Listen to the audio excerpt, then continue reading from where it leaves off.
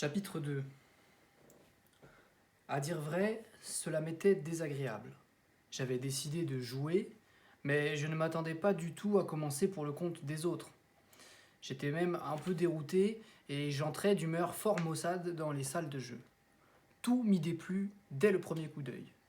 Je ne peux supporter cette servilité des feuilletons du monde entier, et principalement de nos journaux russes, où presque chaque année, au début du printemps, nos feuilletonistes traitent deux sujets. Premièrement, la magnificence et le luxe.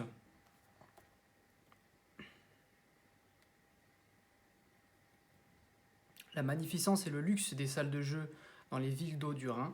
Et deuxièmement, les monceaux d'or qui, soi-disant, s'y entassent sur les tables. Pourtant, ils ne sont pas payés pour cela. Ils font simplement preuve d'une complaisance désintéressée. Ces vilaines salles sont dépourvues de toute splendeur, et non seulement l'on ne s'y amoncelle pas sur les tables, mais c'est à peine si on en voit. Bien sûr, de loin en loin, au cours de la saison, débarque un original, un anglais ou un asiatique, un turc comme cet été, qui, en peu de temps, gagne ou perd des sommes fabuleuses. Mais les autres ne risquent que quelques maigres piécettes, et en moyenne, il n'y a que peu d'argent sur les tapis. Lorsque j'eus pénétré dans la salle de jeu pour la première fois de ma vie, je restai quelque temps sans me décider à jouer. De plus, j'étais arrêté par la foule. Mais, même si j'avais été seul, je crois que je serais parti au lieu de commencer à jouer. Le cœur me battait, je l'avoue, et je n'avais pas mon sang-froid. J'étais convaincu et avais décidé depuis longtemps que je ne partirais pas de Roulettenbourg comme j'y étais arrivé. Un événement radical et décisif interviendrait infailliblement dans ma destinée. Il le faut, et il en sera ainsi. Si ridicule que soit cet espoir que j'ai mis dans la roulette, je trouve plus ridicule encore l'opinion généralement admise qui estime absurde d'attendre quoi que ce soit du jeu. Pourquoi le jeu serait-il pire qu'aucun autre moyen de se procurer de l'argent, que le commerce par exemple? Il est vrai qu'un homme sur 100 gagne, mais est-ce que je me soucie de cela?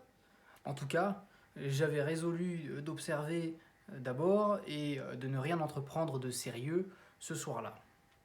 S'il arrivait quelque chose, ce ne pouvait être que par hasard et en passant. C'est ce que j'escomptais. De plus, il me fallait étudier le jeu lui-même, car malgré les innombrables descriptions de la roulette, que j'avais toujours lues avec une telle avidité, je ne pouvais rien comprendre à son maniement avant de le voir de mes propres yeux. Au premier abord, tout me parut sale, moralement sale et abject. Je ne veux pas parler de ces visages avides et inquiets qui assaillent par dizaines, par centaines même, les tables de jeu.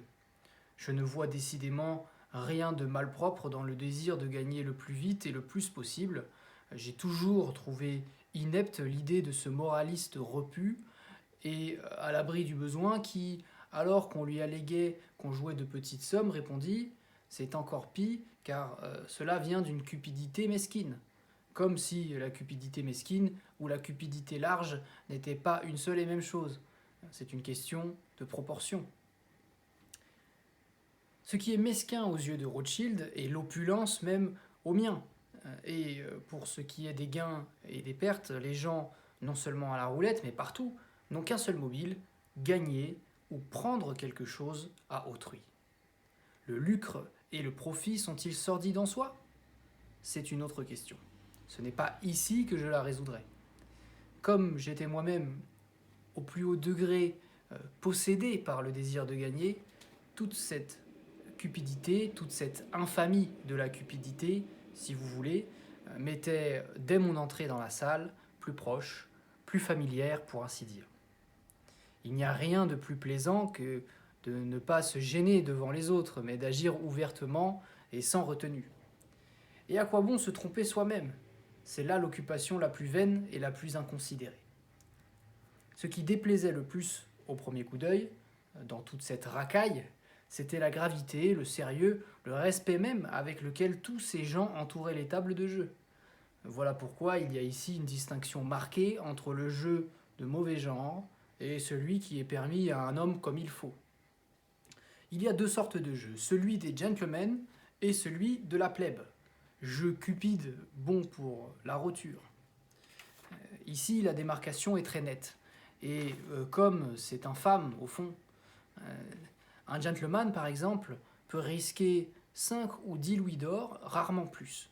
Il peut aller jusqu'à 1000 francs s'il est très riche, mais c'est uniquement par jeu, pour s'amuser, uniquement pour suivre le processus du gain ou de la perte. Il ne s'intéresse pas du tout au fait même de gagner.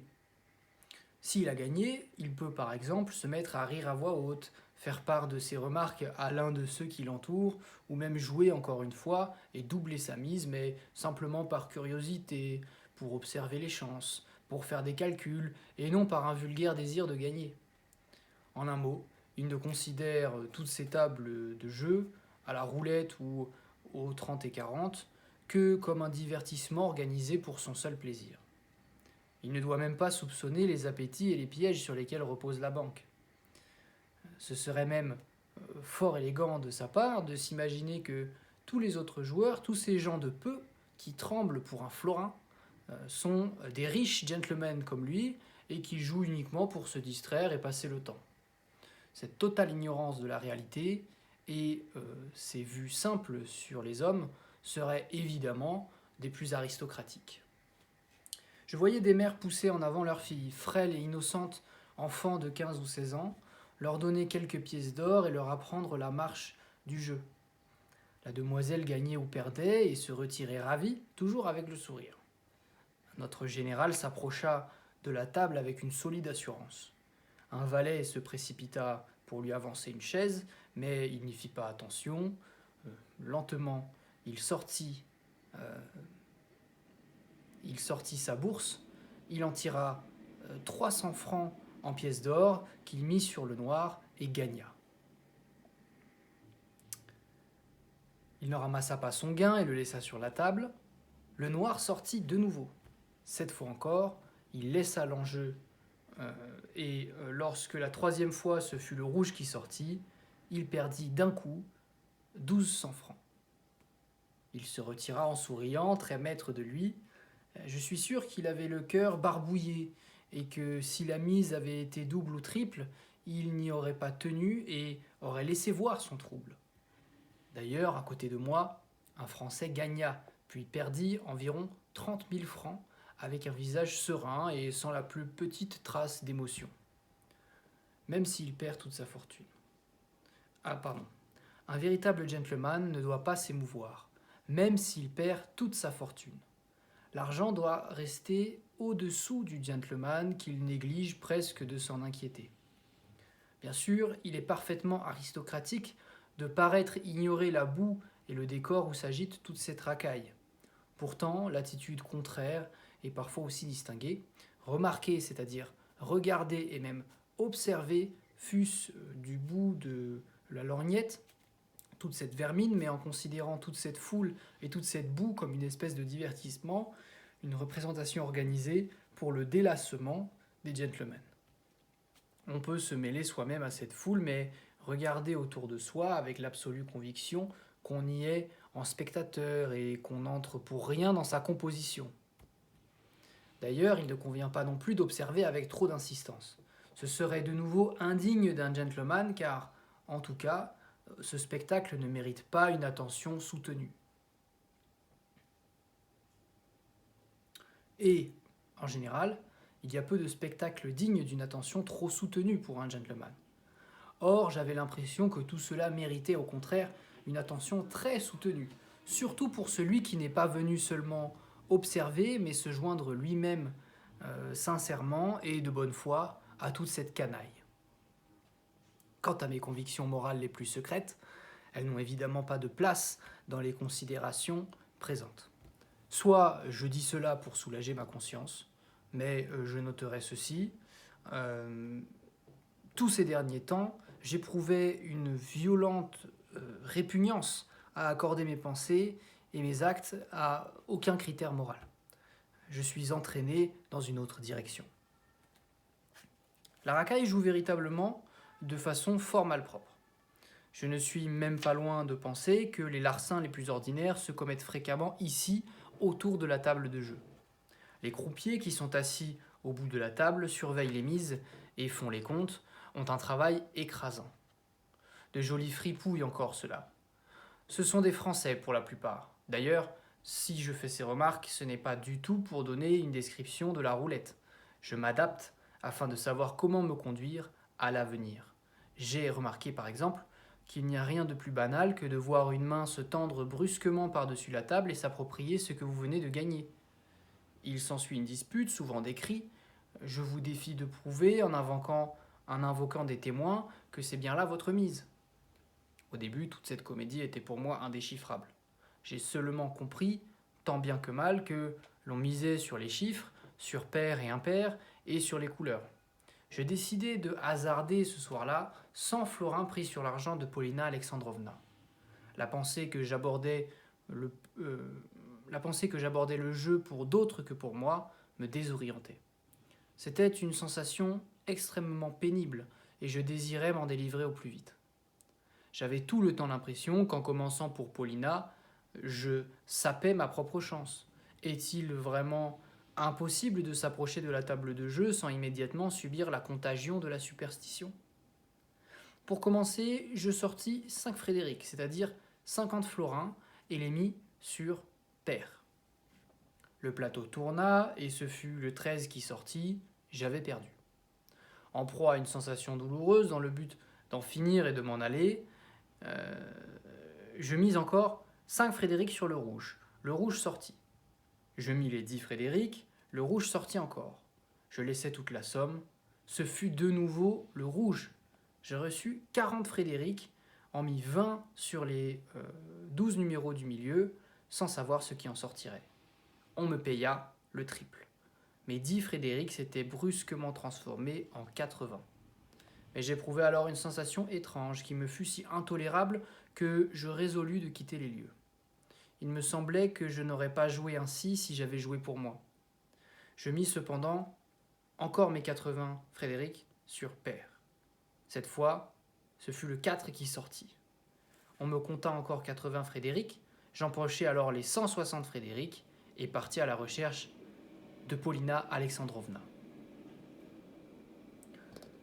Ils se promenaient tous dans le parc et je ne la vis qu'au souper. Cette fois, le Français n'était pas là et le général put prendre toutes ses aises. Entre autres, il jugea nécessaire de me faire remarquer, encore une fois, qu'il ne désirait pas me voir à la table de jeu. Selon lui, il serait gravement compromis si je perdais gros. Et si vous gagnez beaucoup, je serai aussi compromis, ajouta-t-il d'un ton important. Bien sûr, je n'ai pas le droit de disposer de vos actes, mais convenez vous-même. Il laissa la phrase en suspens, selon son habitude. Je lui répondis sèchement que j'avais fort peu d'argent et qu'en conséquence, je ne pouvais perdre de façon très ostensible, même si je commençais à jouer. En remontant chez moi, je trouvai l'occasion de remettre à Paulina la somme que j'avais gagnée et lui déclarai que je ne jouerais plus pour elle une autre fois.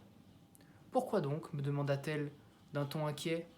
« Parce que je veux jouer pour moi, répondis-je en la regardant avec étonnement, et cela me gêne. » Ainsi, vous persistez à croire que la roulette est votre seule issue, votre seule planche de salut, me demanda-t-elle d'un air moqueur.